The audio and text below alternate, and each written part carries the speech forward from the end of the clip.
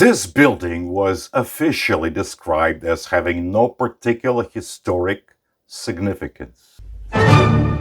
That statement was made under oath at a public hearing in New York City, and it nearly sealed the building's fate. This is the Ansonia, one of the most extravagant residential buildings ever constructed in New York. A beaux-arts palace with its own power plant, a swimming pool, and apartments so vast that a concert grand piano in the living room would look small. In this video, we're going to look at who built it, who lived here, why it was almost destroyed, and what this tells us about taste, architecture, and the kind of aesthetic blindness that certain cultural trends seem to reward. Is it a hotel? No. The term residential hotel used to mean an apartment building with hotel-like services and renting methods. You'd pay weekly or monthly, stay for as long as you wished. You'd have your room periodically cleaned by a maid who would then change your linen, etc. The rooms would be fully furnished. Normally, the place would be occupied by wage earners, working class folks. The Ansonia, on the other hand, was built as a luxury residential hotel. Working class people couldn't afford to live in it. Old money people shunned it, so most of the tenants were the nouveau riche type, like hotshot financiers, engineers, and also bohemians who had achieved a large measure of success, like well-known composers, musicians, artists, actors, singers, and so forth. It took about 4 years to build. William Earl Dodge Stokes bought the site and apparently participated in the design of the building. Initially, it was this French fellow, an architect, Paul-Émile Dubois, who was supposed to be in charge, but Stokes demoted him to draftsman. Another architect, Martin Shepard, from New Orleans, was also employed as a draftsman. The design kept changing even as the thing was being built. Imagine that. Stokes named the building after his grandfather. Anson Green Phelps? Best kind. For some time, Stokes couldn't decide how tall the building was going to be. The zoning laws weren't what they are today. So the finishing touch was, okay, that's enough floors, let's put on the roof. Was this a prestigious area back then? Not really, no. It isn't particularly prestigious even now, not by New York standards anyway. This is Verdi Square, the heart of the Upper West Side. Verdi Square? Named after the celebrated Italian opera composer. And that's his statue. And those 4 characters around the pedestal, they represent 4 different operas. The choice of the operas is questionable if you ask me, but that's a story for another day. The statues are marble. They put the whole thing together in 1907, 5 years after the Ansonia. The sculptor was Pasquale Civiletti. The project was crowdfunded by Italian immigrants and Italian Americans, and the man behind the project was Carlo Barsotti, the publisher of the first Italian-language daily newspaper in New York. A distant cousin of yours, I believe? That's correct. If you wish to know more about Verdi, you can go to my Patreon and check the Music Lounge. I'm running a series titled The Excellent Opera Story. Back to the Ansonia? Go ahead. Yes, so in the beginning, the building featured its own power plant in the basement. Also, there were a swimming pool, a whole bunch of stores, an extensive heating, cooling, and air filtration system embedded in the structure. Stokes spared no expense. Oh, and the kitchens featured electric stoves, which looked something like this. Was he born into money? Who, Stokes?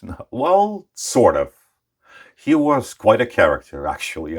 He worked in the family business, and then after his father died, he contested the will, sued his brother, and got $1 million.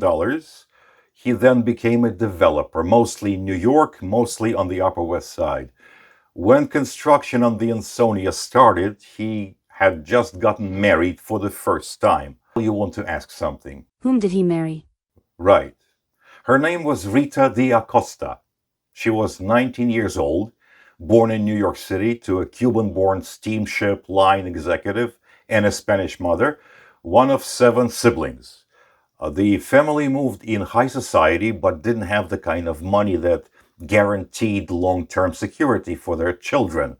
So there seems to have been some pressure for her to marry well. Stokes, who was 43 years old at the time, certainly qualified. The marriage was short and unhappy. They had one child, a son. Rumors circulated of abuse, never proven, and Rita reportedly wanted little to do with either her husband or the child. Divorce followed.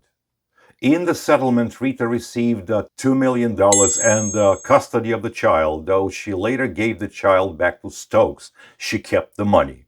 Now, $2 million back then was a lot of money, and it all boils down to not how much it would be in today's money adjusted for inflation, but rather how much credit she could have with that kind of fortune in the bank. Sort of.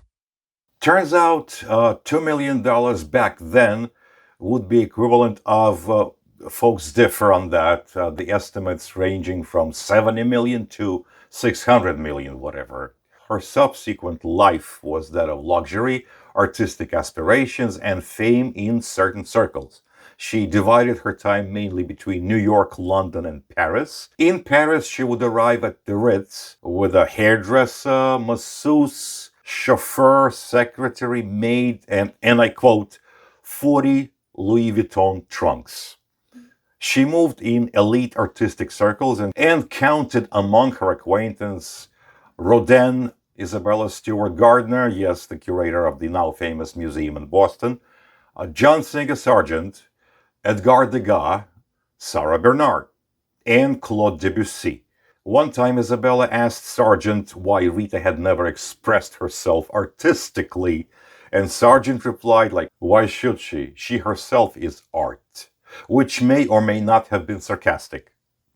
Rita then married again. This time it was William Leidig, a wealthy former naval officer. That marriage also ended in divorce. Later she planned to marry a priest, but church authorities refused to go along with it due to her divorce record. The priest she intended to marry died before anything could happen and left her his estate. Eventually her lifestyle caught up with her and she had to declare bankruptcy and sell a lot of her stuff, including, they say, a couple of paintings by Botticelli. She died at the Gotham Hotel on Fifth Avenue, known today as the Peninsula, at the age of 54. Now, Stokes married again, secretly, because earlier a judge had told him he couldn't marry again so long as his ex was alive. His second wife was Helen Blanche Ellwood, aged 24. He was 59. The couple did live at the Ansonia, and they had 2 kids, James Ellwood Stokes, a future developer and philanthropist, and Helen Muriel Stokes, who lived a long and largely private life. 7 years later, Stokes filed for divorce. He accused Helen of multiple affairs, including with her cousin and even his own son from his marriage to Rita. She countered that his witnesses lied, that he was serially unfaithful, which seems to have been true, but has never been conclusively proven. And the worst of it, he kept dozens of live chickens in their Ansonia apartment.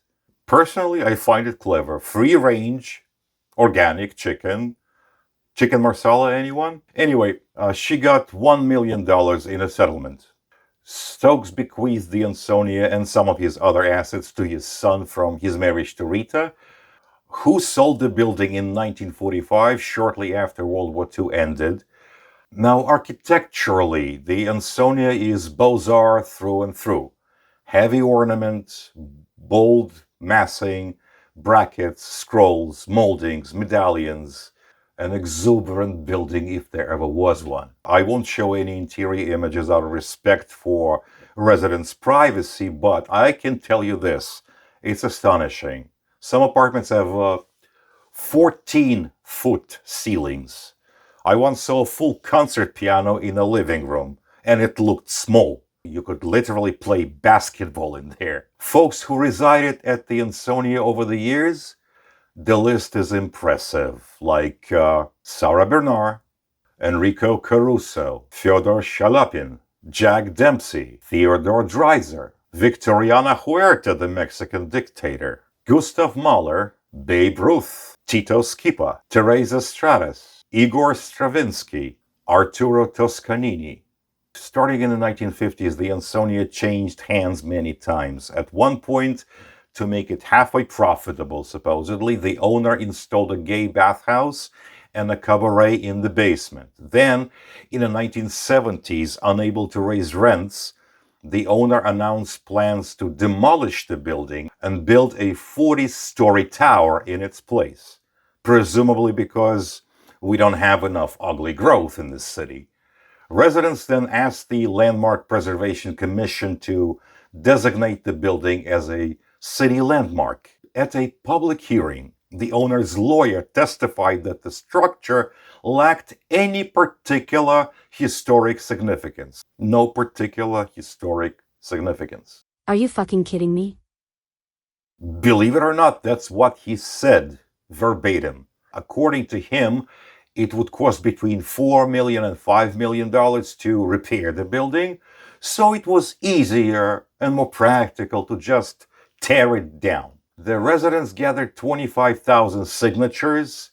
With support from Congresswoman Bella Abzug, the LPC designated the Ansonia a city landmark on March 15, 1972, protecting its exterior from demolition or alteration.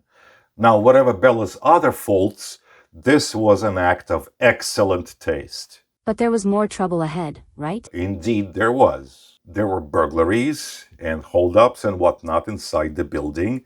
In the 1970s, crime in New York was suddenly through the roof. In yet another attempt to make more money, a swingers club was put together in the basement. Did it help? No, not really. Finally, in 1978, Ansonia Associates was formed, a group that purchased the building and started renovations. There were lawsuits and further adventures. In the 1980s, Verdi Square became a hub for drug activity. It was horrible, sinister, and paradoxically, it continued to be beautiful. In 1992, the owners received permission from the city's bureaucracies to convert most of the apartments into condos. How much? Oh, millions of dollars, naturally. What did you think? What's that? Yeah, we should also mention the two subway station houses. The original dates to 1904. The station itself opened a year after the Ansonia was completed and 3 years before the Verdi monument went up. It later made an appearance in that wonderful movie that people still seem to love, largely, I suspect, because it lets the audience indulge original sin without any moral discomfort, since we're very clearly on the side of the good guys. For the other one, which was, they say, inspired by the Crystal Palace in London, which was destroyed not by the Luftwaffe, as many people think, but by the small office fire that started and then spread to the rest of the building in the year of our Lord, 1936, 3 years before the Blitz. In order to build this new station house, they had to knock down a pavilion that no one remembers anymore. It hosted a popular restaurant that served reasonably good food and wine. The new station house went up in 2002, 98 years after the original one. Anyway, to me, the Ansonia is eye candy. I'm an artist specializing in cityscapes, and I've painted the place numerous times, and each time it's a joy.